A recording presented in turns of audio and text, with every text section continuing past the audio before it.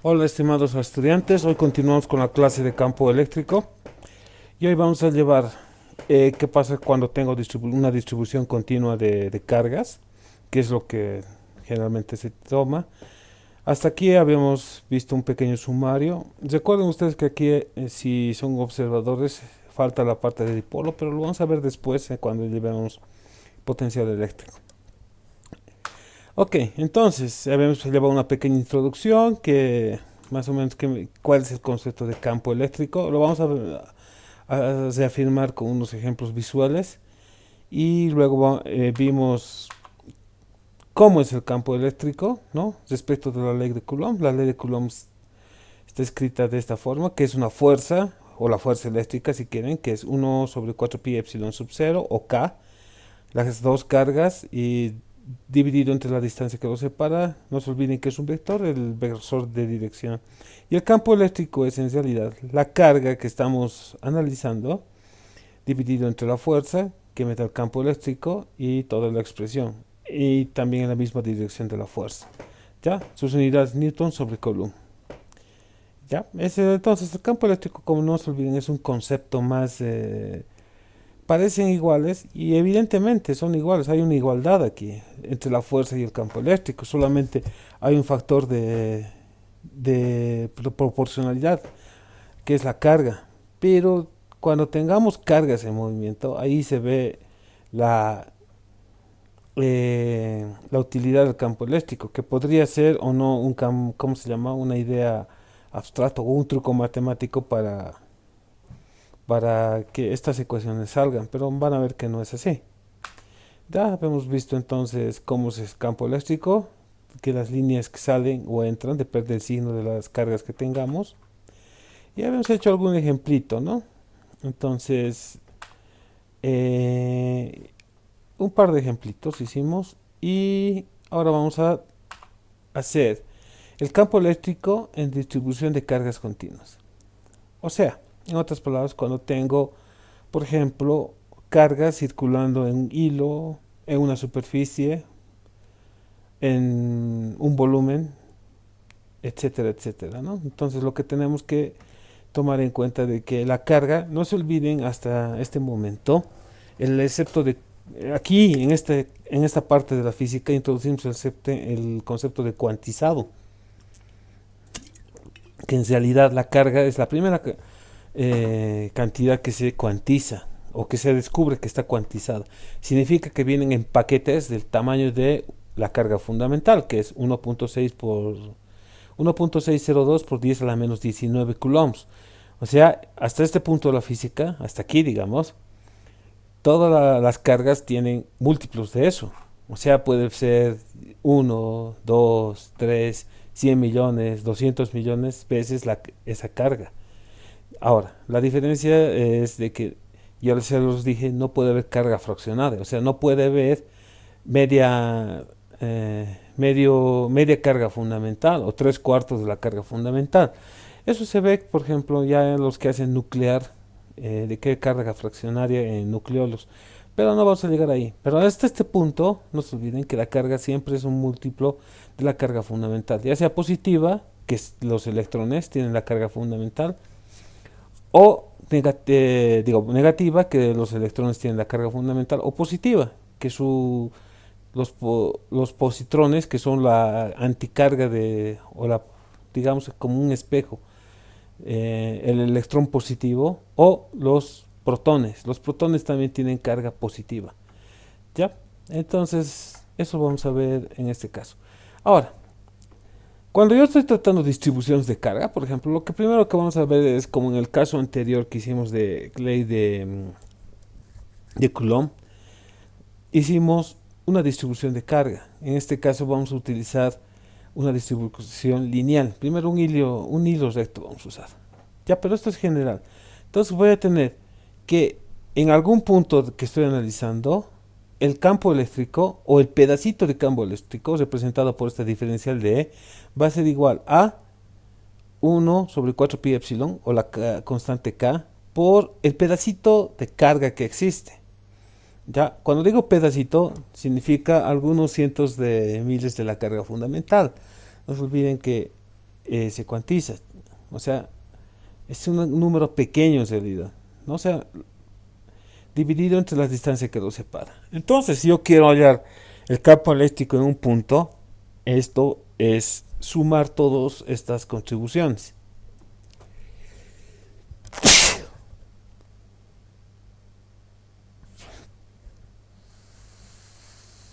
¿Ya? Eso significa integrar. ¿Ya?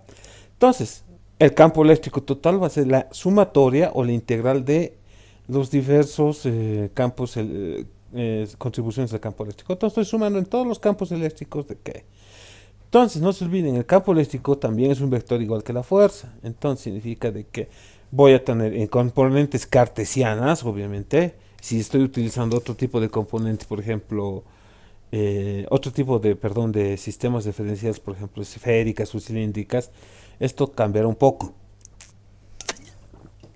Pero en cartesianas voy a tener que los componentes en X van a ser las sumatorias de los componentes en X también, en Y o en Z. ¿Ya? Entonces simplemente tenemos que integrar de acuerdo a la geometría de nuestra distribución. Ese es el asunto, así de fácil es. Entonces, cuando más complicada sea mi geometría, podría ser más complicada evaluar esta integral. Ahora lo vamos a ver. Ok, primero, línea de carga uniforme. Tengo un alambre, ¿ya? De una longitud L, puede ser muy largo, ya eso lo vamos a ver en su momento. Y tengo un punto, ya no tengo una carga. En el anterior caso tenía una carga. Aquí tengo un punto donde quiero evaluar cuánto es el campo eléctrico. ¿Ok? Entonces, lo que tengo que hacer es darme un pedacito de alambre, que se ha presentado por este DZ, donde existe una cantidad de cargas en ese pedacito. Ya todo en el alambre hay cargas positivas, estoy suponiendo. Entonces significa de que las contribuciones que del campo eléctrico generada por esta carguita en este volumen, o en este volumen, digamos, del alambre, va a ser esta, diferencial de E. ¿Ya? Del punto donde estamos evaluando al alambre voy a tener una distancia Y o y tengo un sistema coordenado. Fíjense, Y es paralelo a la superficie, X está saliendo de la pantalla o del monitor y Z está hacia arriba. No lo he dibujado por no sé, se me olvidó. Entonces, esta componente la puedo dividir o la puedo proyectar en la correspondiente componente en el eje Y, que es diferencial del campo eléctrico respecto de Y. Aquí tengo un ángulo tita. Vamos a ver cuánto es ese ángulo tita. ¿Ok? Entonces, simplemente fíjense, he formado un triángulo. Y, Z, R. Si de alguna forma, y tengo el ángulo también. Si de alguna forma lo puedo unir todo esto, va a ser fantástico. Entonces, el campo eléctrico proyectado en el eje horizontal va a ser, ya sabemos, la carga Q, en este caso diferencial de Q, por K, que es nuestra constante de integración, dividido entre la distancia que los separa, al cuadrado. La distancia que nos separa es esta. Pero fíjense, este de Q sube y baja. Desde L, desde el inicio hasta el medio, y si quieren evaluar hasta ahí, o hasta el final. Entonces, este ED va a cambiar, va a tener dimensiones distintas en cada momento de la integral. Entonces lo tengo que evaluar de alguna forma. Entonces esta Y es constante, no va a cambiar. Este Z va a cambiar. Ok, entonces veamos aquí. Lo primero que tenemos, entonces la diferencial de Y del campo eléctrico proyectado en el eje horizontal, en este, es igual a la diferencial del campo eléctrico por el coseno del ángulo que tenemos. Es esto. Ya, este ángulo tita se va a repetir aquí. Entonces, la proyección del campo eléctrico, del diferencial del campo eléctrico, va a ser la diferencial del campo eléctrico. En otras palabras, va a ser campo eléctrico, la diferencial del campo eléctrico por el coseno del ángulo va a ser igual a D del campo eléctrico proyectado en Y. Eso es lo que tengo en esta primera parte de la integral. Ok, sustituimos valores. Entonces, el campo eléctrico es 1 sobre 4 pi epsilon o K. ¿Ya? Aquí he utilizado lambda. Recuerden ustedes que habíamos visto en capítulos anteriores de que cuando tengo distribuciones, en el anterior capítulo de la ley de Coulomb, tengo que utilizar la densidad de carga lineal, superficial o volumétrica. En este caso va a ser lineal. Entonces lambda es la diferencial de carga sobre el pedacito de hilo que tenemos, o diferencial de línea. ¿Ya? Eso es lo que tenemos. Recuerden ustedes, eso volveremos a recordar, el concepto de densidad. En mecánica, en física 1 si quieren, la densidad se define como masa sobre volumen. Esa es la densidad volumétrica. ¿Ya? Ese ejemplo vamos a usar. Ahora, la pregunta es, la densidad tiene una propiedad muy interesante, que no depende de la cantidad de material que tengamos. Por ejemplo, voy a utilizar el ejemplo del oro. ¿Ya? La densidad del oro, si lo buscamos en tablas, no me acuerdo cuánto es. Usaremos la de mercurio, que sí me acuerdo. La densidad del mercurio es 13.6 gramos sobre centímetro cúbico. ¿Ya? Está muy bien tabulado, calculado y básicamente es una constante, por lo menos en la Tierra. ¿Ya? Entonces, ¿qué significa esto? De que si yo tengo, por ejemplo, un barril así grandote de mercurio, la densidad es la misma que si tuviera unas cuantas gotas que he sacado de un termómetro de mercurio. La densidad en estos ambos casos es la misma. ¿Ya? Eso es lo que se representa la densidad volumétrica de masa. Pero en la densidad, ahora vámonos al caso eléctrico.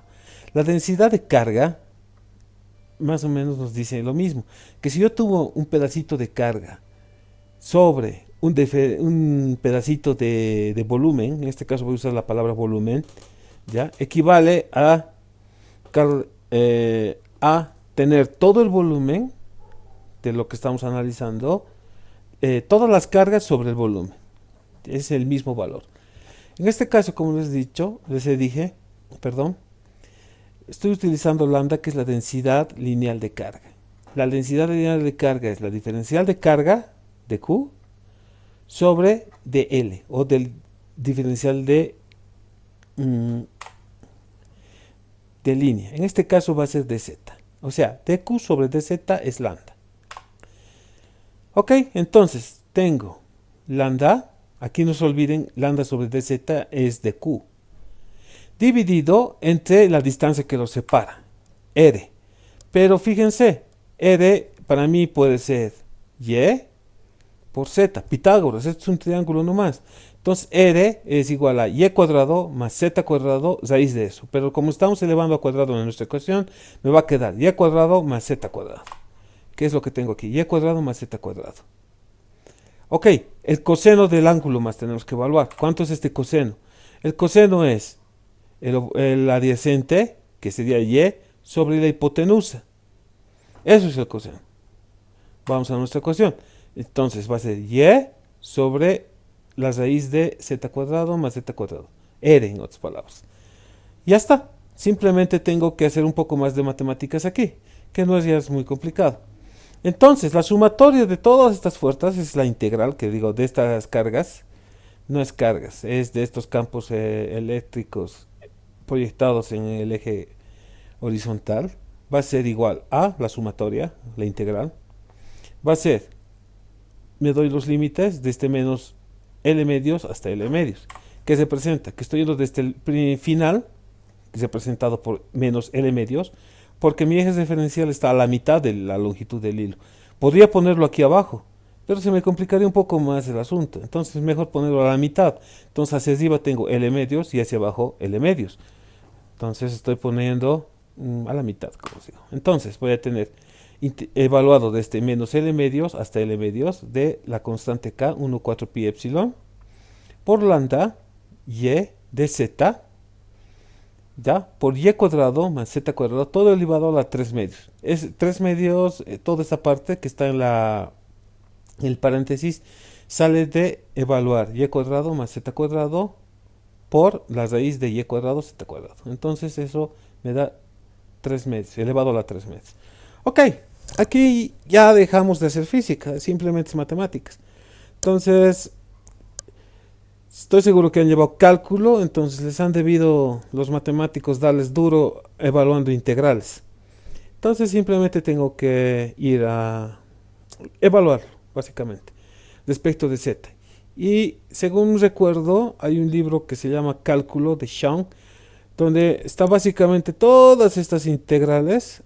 O sea, hay que buscar simplemente la forma y copiar el resultado. Entonces el resultado de evaluar esta integral, que es dz y cuadrado más z cuadrado, aquí está la dependencia, lo demás es constante, va a ser 1, o sea, la constante k, 1 4 pi epsilon sub 0 por y lambda L, raíz cuadrada de y, L cuadrado sobre 4.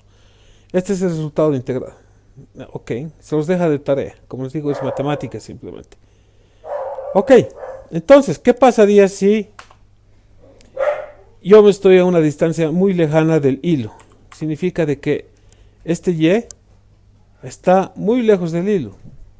¿Qué es lo que va a pasar? Significa de que, vamos aquí, este y es muy grande. Entonces, un número grande elevado al cuadrado es un número grande. Entonces, un número grande más L cuadrado, o sea, más, por más largo que sea el hilo, ¿ya? Es finito, pero, y lo elevo al cuadrado, también es un número grande. Dividido entre 4 también es un número grande. Entonces, pero y cuadrado es un número más grande. Estamos teniendo un número gigantesco, teniendo infinito. Entonces, infinito más 1.000.000 sigue siendo infinito. Entonces, aquí tengo infinito por infinito me da infinito. Entonces, ¿qué es lo que tengo? Esto. Ah, perdón. Y. Y, después de evaluar esto, por y me va a dar y cuadrado. Entonces, lo que tengo es el campo eléctrico evaluado en y, por la constante k, 1 4 pi epsilon, por la carga, ya estoy librándome de lambda. Recuerden ustedes que la densidad de carga es, en realidad la densidad de carga es lambda sobre la carga total sobre la longitud total, o el diferencial de carga sobre la diferencial de línea. Esos son iguales. Entonces aquí tengo lambda por L, entonces representa la carga total que tiene el hilo. Entonces el campo eléctrico va a ser la constante K, la carga total que tiene sobre la distancia que lo separa. Facilito, ¿verdad? Esto significa de que cuando y es muy lejos, estamos a lo lejos, este y es muy lejano, por más largo que sea el hilo, esta carga se vuelve o sea, esta distribución de carga se vuelve puntual. Funciona exactamente como si tuviéramos simplemente un punto con carga. Y eso es lo que me dice este resultado. Ok, eso está muy bien. Vamos al siguiente ejemplo. Anillo con carga uniforme. En este caso, estamos en un anillo que tiene carga, que está circulando si quieren las cargas, y me piden evaluar en el punto P. Ok. Entonces, por ser anillo, no deja de ser un hilo o un alambre que está en una circunferencia, pero sigue siendo alambre. Entonces tengo que evaluar este dq. Y noten ustedes que la geometría se repite. En el eje que pasa por el centro, en el eje de simetría si quieren, aquí estoy cambiando un poquito la nomenclatura. Me estoy poniendo X, la dirección que es paralela al piso, si quieren, horizontal. El radio de R va a ser, en este caso, mi mi hipotenusa, y A va a ser el radio del disco, o del anillo en este caso. Entonces, si se dan cuenta, básicamente es integrar y que dé una vuelta, la integral. Estoy sumando estos de Q representados por diferenciales de carga, pero pedacitos que vayan girando hasta dar una vuelta. Yo sé cuánto es una vuelta, 2pi. ¿Ya? Entonces, el campo eléctrico, representado por diferencial del campo eléctrico, va a tener dos componentes proyectadas. La componente paralela al eje X, que lo estoy poniendo de campo eléctrico respecto de X, y una perpendicular a este plano, ¿no? O esta línea, que va a ser el diferencial de E, y aquí le estoy poniendo este simbolito que se presenta que es perpendicular. Ok, entonces, R va a ser para mí, esto ya es álgebra, X al cuadrado por A cuadrado. Y simple. Entonces, ¿qué voy a tener? Que la diferencial del campo eléctrico proyectado en X va a ser igual a la diferencial del campo eléctrico por el coseno del ángulo que tenemos. Eso ya sabemos que aquí debería haber un ángulo, θ o lo que sea, que se proyecta aquí. Entonces, la proyección del campo eléctrico en el eje X va a ser el campo eléctrico por el coseno del ángulo, que es de E sub X, que es lo que tenemos aquí, en la primera parte. Esto ya lo hemos visto en el anterior ejemplo. Sustituimos. Entonces, la diferencia, el campo eléctrico es 1 sobre 4 pi epsilon sub 0, que es la constante K, ¿ya? Por diferencial de Q. Aquí es la distancia que lo separa desde el punto que estoy analizando hasta el de Q. En este caso, el punto que tiene la carga, que va a ser a cuadrado más x cuadrado. Aquí debería haber una raíz, pero como estamos elevando al cuadrado, se elimina por el coseno del ángulo. El coseno del ángulo ya sabemos cómo es. El coseno, aquí tenemos un ángulo, va a ser el adyacente x, x sobre la hipotenusa. Entonces voy a tener aquí abajo, el coseno del ángulo va a ser x sobre r, que para mí es x sobre la raíz de a cuadrado más x al cuadrado. Ok, sustituimos este coseno en la ecuación anterior para tener que la diferencial del campo eléctrico evaluado o proyectado en X va a ser la constante K, 4pi epsilon sub 0, por X. Ahorita vamos a ver qué es este X, ¿ya? Que viene de aquí, obviamente, por A cuadrado más X cuadrado elevado a la 3 medios. O sea, estoy evaluando A cuadrado más Z cuadrado, X cuadrado con este de abajo, y me va a dar 3 medios. Por X, ¿ya? Ahora, todavía no he puesto la diferencial de carga. No evalúo cuánto es diferencial de carga. Ok, entonces integro. Entonces la integral del campo eléctrico proyectado en X va a ser 1 sobre 4 pi epsilon sub 0, X dividido entre la raíz, perdón, no debería haber esta raíz, perdón, este valor no debería haber. Simplemente debería haber 3 medios. O elevo esto al cubo y raíz. Es más, lo corregiremos inmediatamente, como es nuestro estilo. Entonces vamos aquí a la ecuación y eliminamos el medios o eliminamos el 13. Está mejor así. Entonces vamos a de nuevo a la presentación. Estamos aquí. Ahora sí me la creo más. Entonces voy a tener diferencial de Q. Ok, evaluamos esta integral, pero estamos evaluando en respecto de Q. Ya todos los valores salen de la integral, como está aquí. Esto está más sencillo, no tengo ustedes. 1, 4 pi epsilon sub 0, x, a cuadrado, x cuadrado, 3 medios, ahora está bien, por la integral de Q. ¿Da? Entonces, en otras palabras, estoy sumando todas estas carguitas que tiene las diferenciales. Diferencial de este, más este, más este, más este, más este. ¿Cuánto es eso? Pues es la carga total. Y eso es lo que me dice aquí. La integral de todas estas diferenciales me da la carga total. Noten ustedes que está mucho más fácil. ¿Por qué? Porque básicamente esta geometría, por ejemplo este R, no está cambiando. Este triángulo siempre se mantiene constante. En cambio, en el otro ejemplo, este triángulo va cambiando. A medida que sube o baja el diferencial de Z, este R no es el mismo. Entonces cambia. Significa de que es función de algo. Entonces cuando es función ya no sale de la integral. Ok, entonces tenemos este valor, este valor. Ya está, solucionado. Ahora, ¿podemos hacer alguna aproximación? Creo que no. Entonces nos quedamos con ese valor. Ojo, este problema es sencillo de resolver. Cuando me piden evaluar en un punto fuera del eje de simetría, ahí se vuelve pesado este problema. Ya no está para el nivel de este curso, ya es para un nivel que los físicos le llamamos electromagnetismo. Ya tiene soluciones eh, complejas. Pero como estamos en el eje, es sencillo. Ok, tenemos este caso. Ahora vamos a un caso un poco más interesante, que es cuando tengo una distribución superficial. Vamos a analizar este disco cargado por la situación de que este disco puede ser tan grande que es tan grande que directamente me pueda representar cualquier tipo de superficie cargada. Por ejemplo, una plancha, que el resultado va a ser el mismo, ¿ya? Una pared cargada, un capacitor, que eso lo vamos a ver en su momento. Entonces, ¿qué representa esto?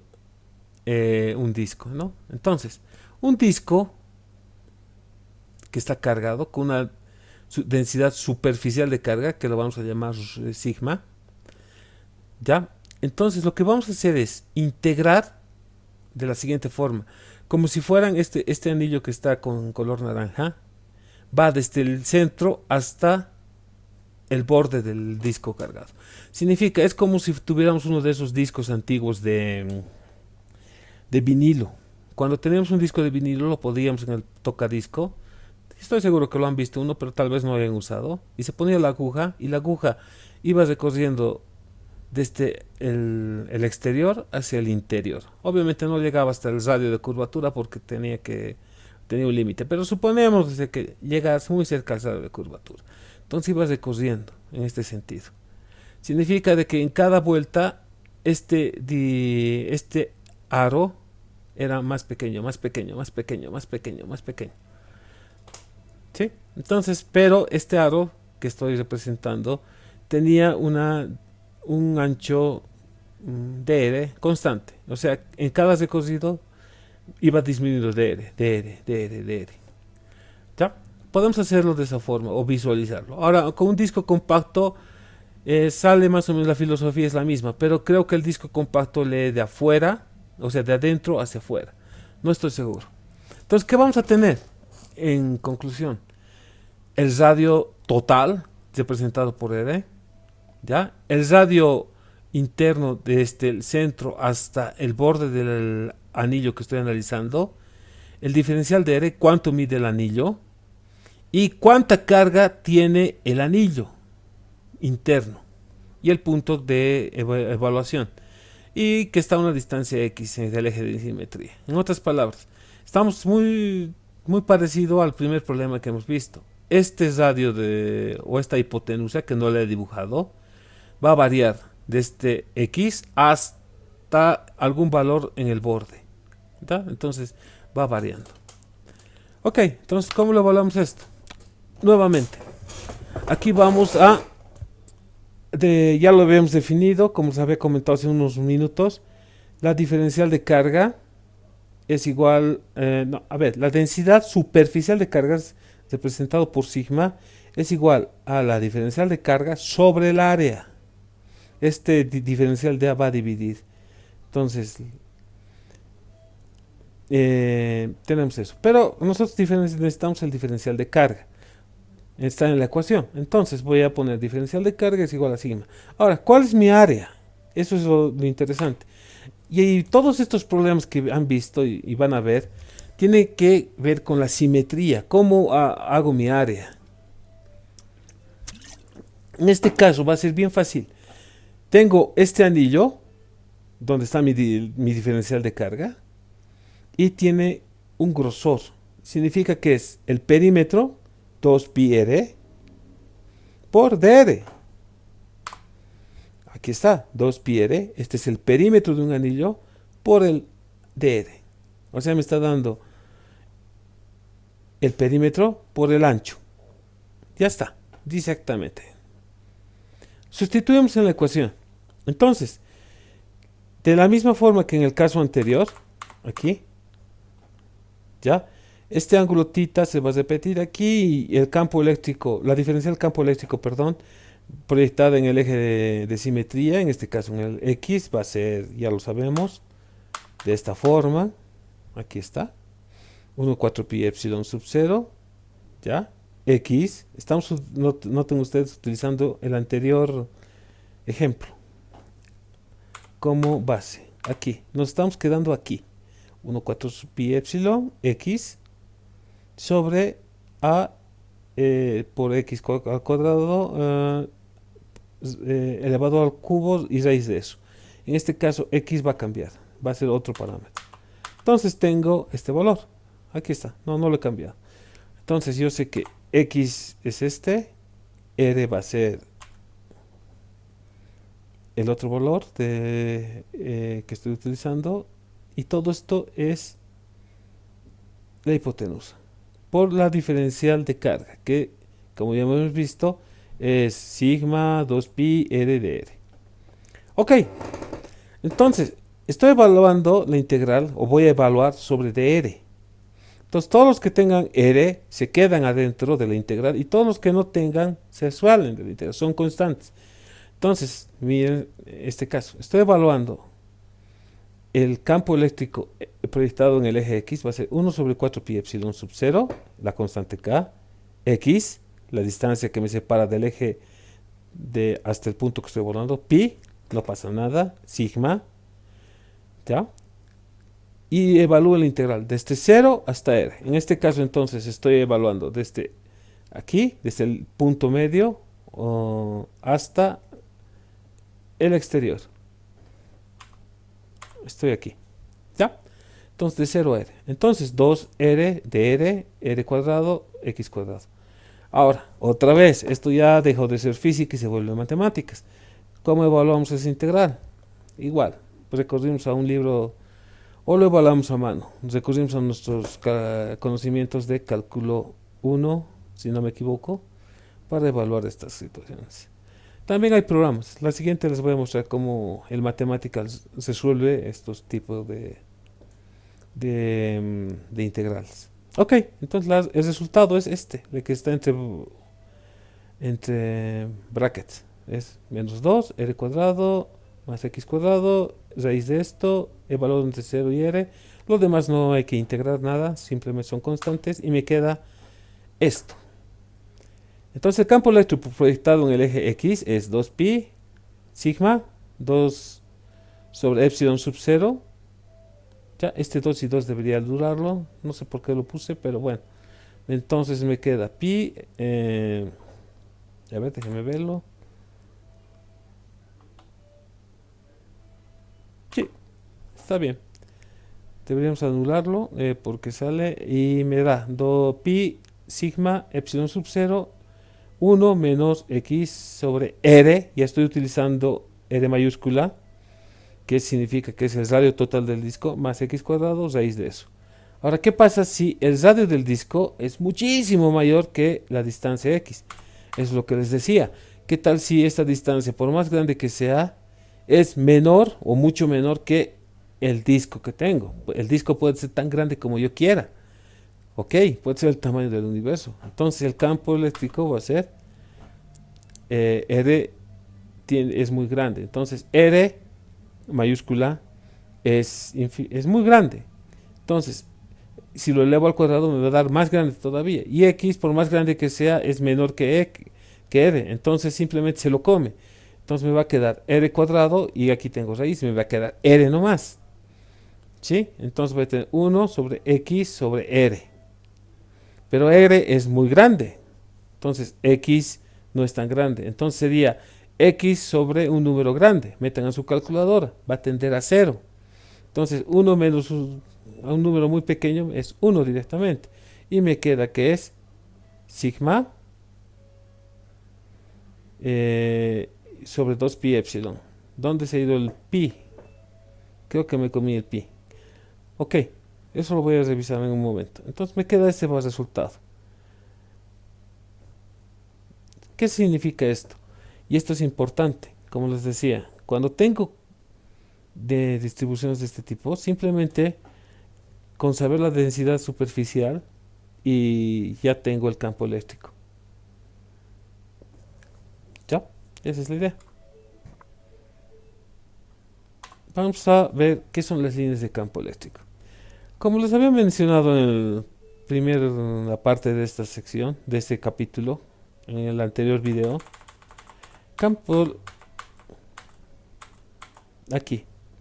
Cuando tengo cargas positivas o negativas, dependiendo del caso, yo puedo imaginar de que están saliendo líneas, ya, imaginar, primero imaginar la palabra, ¿no? Como una representación, una ayuda para representar la realidad, que son líneas que salen y en el otro caso que son líneas que entran. Cuando tengo dos cargas, una positiva y otra negativa, de una salen para entrar a la otra. ¿Ya? Entonces se genera una especie de unión entre de estas dos cargas. De alguna forma tienen que interaccionar y esa es la generación de las líneas de campo, que es lo que les estaba comentando. Ahora, como les decía, puede ser una idealización matemática o idealización física para decir de que entre estas dos cargas interaccionan, porque interaccionan. La evidencia experimental es abrumadora. De alguna forma tienen que interaccionar y se postula de que hay líneas de campo, hay unas como hilos invisibles entre entre estas dos cargas. Otra vez, esto lo he sacado de un libro que no me acuerdo si es Zexnik. Entonces, noten ustedes, va de más a menos, de esta forma. Ya las líneas de campo. Están las líneas con flechita. ¿Ok? Entonces, si tomamos arbitrariamente un punto en cualquiera de estas líneas, ¿ya? Entonces, noten ustedes de que el vector campo eléctrico que está marcado con esta línea azul, ya va a tener dos componentes, el campo eléctrico sub 1 y el campo eléctrico sub 2. Entonces, yo puedo ver de que en realidad el campo eléctrico y este es el resultado más importante de esto, es tangencial a la línea de campo. ¿Ya? Entonces, si estas dos líneas están bastante alejadas, entonces en cierto punto las líneas de campo van a ser paralelas unas respecto de la otra. Entonces estas líneas de campo, que son la tangente de la línea de campo, van a ser paralelas. Entonces, ¿cómo podría conseguir líneas de campo paralelas? Que al final de cuentas es lo que yo quiero para alguna aplicación. Simplemente teniendo alejadas dos cargas o que esta distribución, tener una distribución de cargas. De alguna geometría, por ejemplo, una lámina aquí y otra lámina en el otro lado, donde las líneas vayan paralelas. Entonces, las líneas de campo, eso me dicen. Ahora, les voy a mostrar un videito, pero de la misma forma que en la anterior vez, no me sale muy bien el video en la presentación, así que les mostraré directamente el video original. ¿Ya? Esto es un experimento real, ¿ya? Se lo puede hacer en laboratorio y básicamente es tener una fuente de alto voltaje y noten ustedes, de aquí tengo aquí dos formas, digamos. Tengo un anillo, aquí tengo una lámina y aquí tengo una otra geometría, que este es un anillo. Un anillo más grande y una geometría. Noten ustedes, ahorita en este momento se están generando las líneas de campo por el producto de que en el agua o en el líquido que tengamos está pasando corriente, hay electricidad. En realidad es un potencial eléctrico. Eso lo vamos a ver en el siguiente capítulo. Pero fíjense, se está formando estas líneas. Ya, no es arbitrario. Seguramente son ¿cómo llamaremos? Un líquido con algún solvente o, por ejemplo, partículas de hierro. Y noten ustedes cómo se forma. Entonces las líneas de campo son reales, no son imaginarias, porque estas partículas que están dibujadas se acomodan a las líneas de campo. No es aleatorio. ¿Ok? Entonces, eso lo han tomado en ese lugar, en ese laboratorio. Entonces, las líneas de campo sí existen.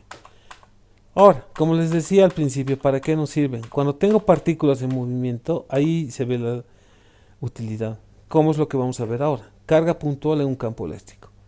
Yo tengo una carga, ¿ya? Puede ser un electrón, y metido en un campo eléctrico.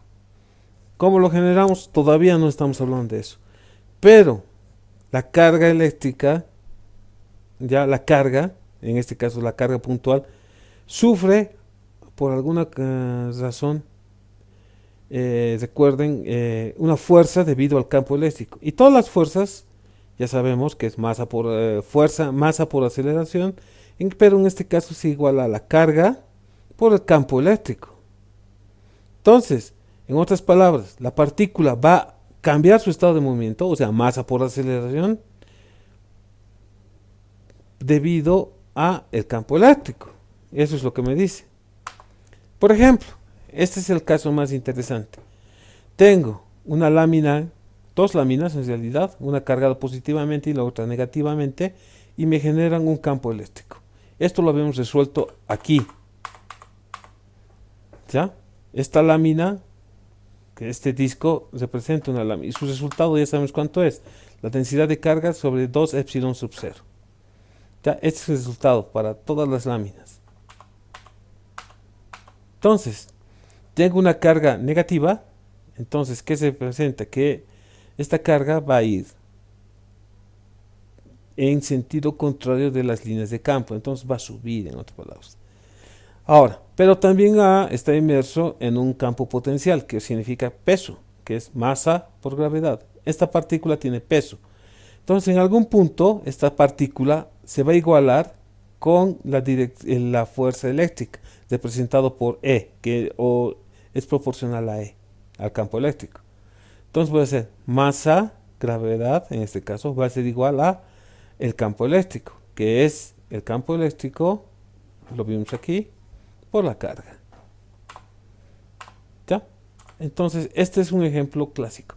Y de esta forma han descubierto lo que les comenté al principio de estas clases, que es que las partículas, o sea, las cargas están cuantizadas. Y eso lo han hecho con este experimento que se llama de Millikan. Ok, experimento de Millikan es de la siguiente forma, y es, para ver conceptualmente es bastante sencillo, pero cuando lastimosamente no se hace en el laboratorio de física 2 o 3 en física, sino se hace en un laboratorio que se hace ya laboratorio medio. ¿Ya? Entonces generalmente no hay mucho equipo y además hay que tener un poco de cuidado en hacer, es laborioso en otras palabras. Entonces básicamente consiste en un recipiente donde tengo dos placas, o sea, esto, donde tengo un agujerito. Entonces Millikan lo que hizo fue atomizar aceite. Entonces lo que pasa es que al pasar por el aceite por la boquilla, por fricción, ya habíamos visto los experimentos iniciales, por fricción se cargan, entonces las bolitas o esferitas de aceite adquieren carga. Entonces, como es un aerosol, va cayendo porque su peso, y alguna podría entrar en este hueco que existe en las dos láminas. Entonces pasa esto. Si yo tengo un campo eléctrico, lo puedo variar de alguna forma. Entonces puedo ver que la esferita tiene un peso. Entonces va a ir cayendo por su peso. Pero si yo regulo de alguna forma o igualo el campo eléctrico con el peso, lo voy a mantener estático. Entonces yo lo puedo medir. Me pongo este telescopio, por ejemplo, tiene un graduado, está graduado. Entonces yo simplemente lo que hago es variar el campo eléctrico y hacer subir y bajar la esferita. Y con los cálculos que vamos a ver puedo determinar cuánto es la carga eléctrica. Esta luz es para iluminar el sistema, porque adentro está oscuro. ¿Ya? Entonces, la placa de abajo es negativo y la parte de arriba es positiva. ¿Qué representa? De que si la partícula carga en electrones básicamente, que son negativos, entonces va a tender a ir en dirección contraria del campo eléctrico. Entonces si yo varío, como les digo, va a cambiar. Ok, entonces, esta masita está sujeto inicialmente sin campo eléctrico, va a tener dos tipos de fuerzas. La fuerza gravitacional y además, no se olviden, aquí hay aire, que es un fluido. Eso lo han visto en física 1. Entonces hay una fuerza que se llama de empuje, que tiene que ver con la geometría de la bola, ¿ya? Y que tiene que ver también con el volumen del fluido que ha sido desplazado. Esto es la primera ecuación que tengo. Entonces, masa por aceleración va a ser igual a la masa, el peso de la esferita, menos el empuje, que es en este caso 6pi n, que es la densidad del líquido, ¿ya? El radio por la velocidad que tiene. Ahora, ¿cuál es el mejor caso? De que la aceleración sea cero. Significa entonces de que esta velocidad tiene ya, es la velocidad constante de caída de la bolita. Entonces, en otras palabras, esta bolita está cayendo. Esto lo vamos a hacer, o lo han hecho, deberían haberlo hecho en el laboratorio de física 1 cuando se libera bolitas metálicas en aceite. Es el mismo caso, la diferencia es de que aquí tengo aceite y aquí tengo aire. Entonces, en un momento dado, la bolita va a dejar de acelerar, ¿ya? Pero por la fricción con el fluido va a caer con velocidad constante. Esa es la velocidad esta que tengo aquí. Entonces, cuando la aceleración sea cero, la velocidad con la que cae va a ser p. En este caso estoy poniendo v1. Entonces, despejando, va a ser la masa gravedad dividido en 6pi eta sobre r. Pero la masa, no se olviden que es una esferita, tiene densidad. Entonces va a ser 2pi, la densidad del líquido, sobre el radio de la esferita al cuadrado por la gravedad, dividido entre 9, simplemente por haciendo matemáticas, sobre eta. ¿No? Entonces, vamos al otro caso. Cuando tengo campo eléctrico, entonces la misma ecuación, masa por aceleración, simplemente que tengo una fuerza adicional, el campo eléctrico. Aquí ya tengo el campo eléctrico. Entonces voy a tener que es la carga por el campo eléctrico menos la misma ecuación anterior, menos masa gravedad, menos 6pi eta r sobre la velocidad. Vamos al mismo caso.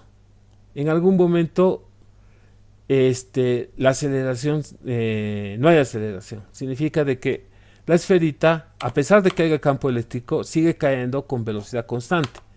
Entonces, o subiendo con velocidad constante, como quieran verlo, porque el campo eléctrico está hacia abajo, pero la bolita tiene carga negativa. Entonces significa que va a subir. Entonces voy a tener, despejando respecto de v sub 2, la velocidad 2, voy a tener la carga por el campo eléctrico. La carga obviamente yo no lo sé. El campo eléctrico lo puedo medir, lo puedo saber. Menos la masa por la gravedad. La masa no la tengo, pero la puedo calcular de otra forma. La gravedad es una constante. 6pi, el aceite, es la viscosidad del aceite, perdón, por r al cuadrado. El radio de la bolita tampoco lo tengo, no lo puedo medir.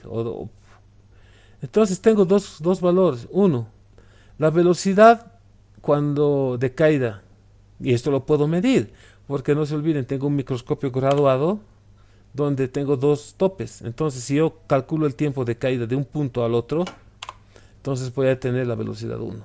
Y cuando tengo el campo eléctrico, puedo medir de la misma forma esta velocidad. Entonces, son susceptibles de medirse estas dos velocidades. Y los demás valores los tengo o los puedo medir o sacar de otra forma. Entonces, despejando de estas dos ecuaciones que he generado, las cosas que son en comunes, veo que la carga va a ser 6pi, la viscosidad del aceite, radio, por la diferencia entre las de velocidades que existe, en un caso de la caída y en el caso de la subida, dividido en el campo eléctrico. Entonces, la variación de la carga, no se olviden, va a ser 6pi, la viscosidad por el radio, dividido en el campo eléctrico por la variación de la velocidad.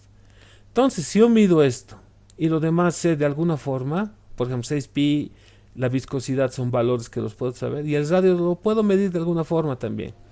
Sobre el campo eléctrico que me lo da la máquina, sé cuántas cargas hay aquí. Entonces lo que hizo Millikan fue disparar diferente tipo hacer muchas veces este experimento, y ha descubierto que este delta Q siempre tiene que ver con un múltiplo de un número que ya sabemos que es la carga fundamental. Ok, hasta aquí la presentación y hasta aquí también la parte de campo eléctrico. La siguiente vamos a hacer potencial. Y esta que va a ser bastante rápida, yo pienso un par de clases. Y luego vamos a entrar ya a capacitores. Y lo vamos a tratar de hacer lo más rápido posible para entrar luego a campos eléctricos, magnéticos. Muchas gracias.